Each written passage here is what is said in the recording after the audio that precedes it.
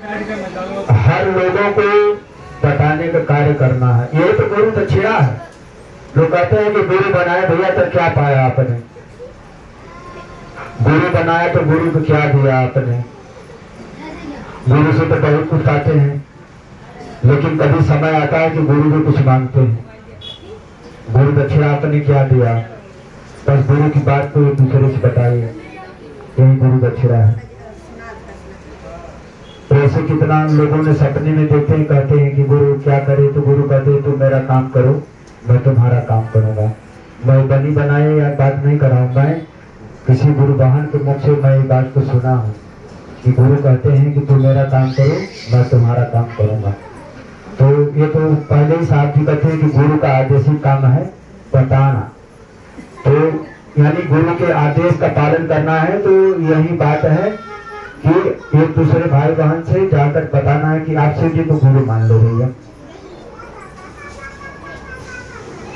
गुरु की बात को बता करके उन्हें जोड़ दोगे, और जो ही गुरु मानेंगे उनके जीवन में परिवर्तन आना शुरू हो जाएगा। फिर दोबारा तब आपको फोन नहीं करना पड़ेगा, तो आपको फोन करके पूछेंगे कि बात तो बड़ी अच्छी है भैया, मन बहुत लग रहा है, मन को शांति लग रहा है, मन को अच्छा लग रहा है, दिल दिमाग में सन है, घर में झगड़ा भी बंद। गुरु नहीं तो झगड़ा हो रहा था, गुरु है तो झगड़ा भी बंद कर दिया। जिस घर में कलह और झगड़ा बंद हो गया, घर समझो स्वर्ग हो गया। मैं यही कहता हूँ। और जिस घर में झगड़ा हो, कलह हो, रोज पैसा चाहे जितना आवे, पैसा से तो सुख को थोड़ी खरीदा जा सकता है। पैसा से सुख को खरीद सकता है कोई? नहीं खरीद सकता भाई। मैं गारंटी कहता हूँ, पैसा से सुख का सामान खरीदा जा सकता है, लेकिन सुख को नहीं खरीदा जा सकता। इसलिए सुख भगवान के चरणों में है, गुरु के चरणों में है, और सुख का वो कोई पैसा नहीं लेते। बस हमें उनके शरण में जाना है, और सुख बगैर पैसे से मिलता है। यही अगर हमें ये बातें कब समझ में आएगी, जब गुरु के शरण में हम जाएंगे तब, जब सत्संग में जाएंगे तब, गुरु की चर्चा में जाएंगे तब। जैसे शिव अमृत बाणी में यही कहता है कि शिव चर्चा में जाइए तद ममता अभिमान, और ज्यो ज्यो पद आगे बढ़े कोटि यज्ञ समान। वेद पुराण यही कहता है कि जब सत्संग में कोई भी जाता है, ज्यो ज्यो अपने घर से एक एक पग बढ़ाता है, तो एक पग बढ़ाए तो कोटि यज्ञ के समान हो जाता है।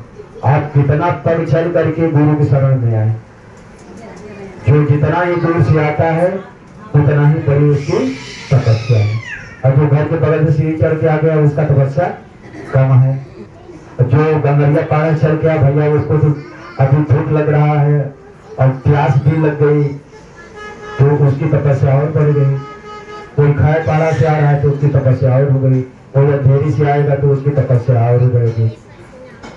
आपने देखा है किसी मंदिर में दंडवत प्रणाम करते हुए जाते हैं लोग, उनकी तो तपस्या अलग है। तो सब उनकी महिमा है। रास्ते बहुत हैं, रास्ते बहुत हैं। साहब जी कहते हैं कि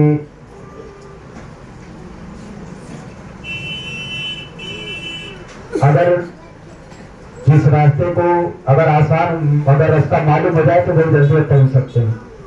अगर रास्ता नहीं मालूम है तो और जाएंगे वहाँ कठिनाई हो जाती है। हम ही लोग जो रास्ते मालूम हो जाते हैं, कहते हैं बस यही तो है, इसी से जाना है, बगलिया में ये है बस। अब जिसको पता नहीं है तो उसके लिए बहुत दूर लगता है, पता नहीं कहाँ है कैसे है। तो जब हमें पता रास्ता मालूम हो जाए पहुँचने का, तो हम इनके पास जल्दी पहुँच जाएंगे। साहब श्री हरिंद्रानंद जी वो रास्ता हम लोग को बताए हैं, आज तक किसी संत महापुरुषों ने नहीं बताया।